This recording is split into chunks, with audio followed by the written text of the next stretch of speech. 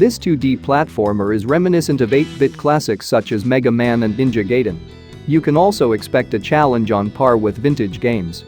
There's also a more complex story than most old games. Whereas some gamers lament the lack of a genuine challenge in recent games, Cyber Shadow removes the training wheels and punishes players with its extreme difficulty. The art is also enjoyable to look at and may assist to lessen the frustration.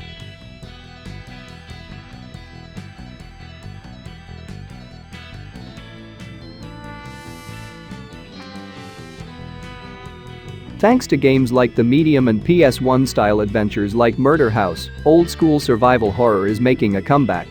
With its survival horror features, Tormented Souls falls into this category. Just keep in mind that it comes with all of the advantages, or lack thereof, of previous games. The fixed camera angles, riddles, and atmosphere will appeal to fans of titles like Resident Evil. The game's authenticity is enhanced by its adherence to ancient conventions.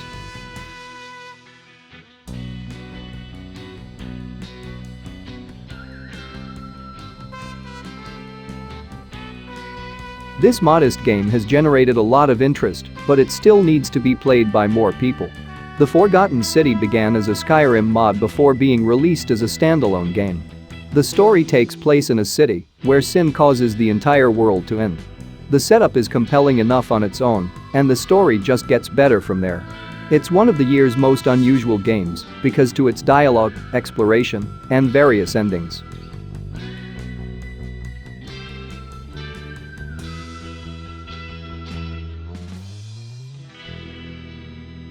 No More Heroes 3 was one of the first games for the Nintendo Switch to be revealed, and it has only recently been released. In what many consider to be the franchise's best installment yet, Travis Touchdown's narrative continues. However, because certain people may be put off by some aspects of the game, it is an acquired taste. Even most fans confess to these flaws, but they still enjoy the game.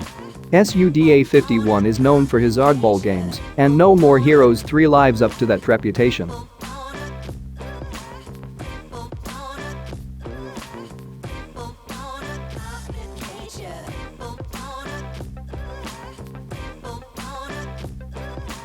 Inscryption is a card game that's a little different. It's not as subversive as games like Doki Doki Literature Club or Undertale, but after you get the feel of the gameplay, it does a few surprising things. Even if you don't care for deck-building games, you should give Inscryption a try to see what all the excitement is about.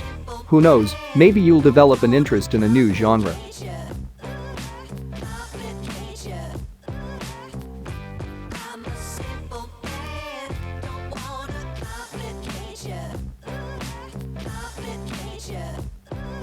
No More Heroes 3 was one of the first games for the Nintendo Switch to be revealed, and it has only recently been released.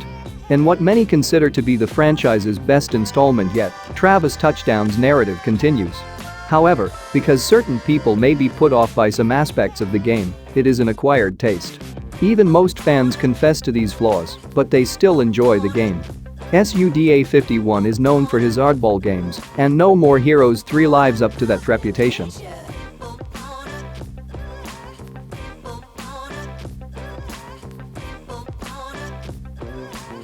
Housemarque, the developer, never gets the recognition it deserves in the media. Returnal was a risky move, but it appears to have paid off.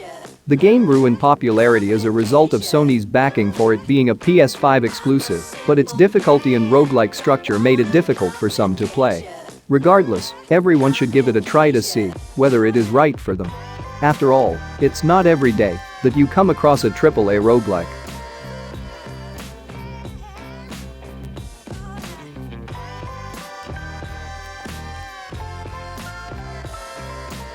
The Artful Escape tells the story of a young man trying to escape his uncle's legacy. The protagonist wishes to play rock music, despite the fact that his departed family member was a well-known folk artist. Although the gameplay is a simple side-scrolling platformer, it is not the main attraction of this gem. The true reasons to play are aesthetics and music. It's also short, so you'll be able to finish it in 1 or 2 sittings.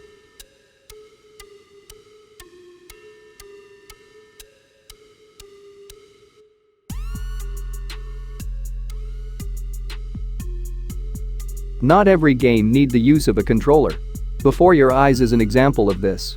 This game detects your blinking with the help of your webcam. When you blink, the game advances to the next scene, regardless of where you are. This ties in with the game's main topic, making it a story that could only be told through the medium. Just have tissues with you before you start playing, since you'll be crying like a baby before the credits roll.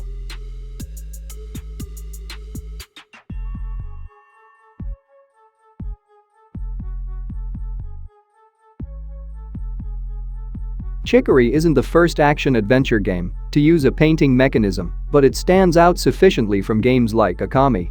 To begin, it is two-dimensional and is played from the top down. You also take on the role of a dog rather than a wolf. The combination of gameplay and art is more than enough to make it one of the year's most intriguing games.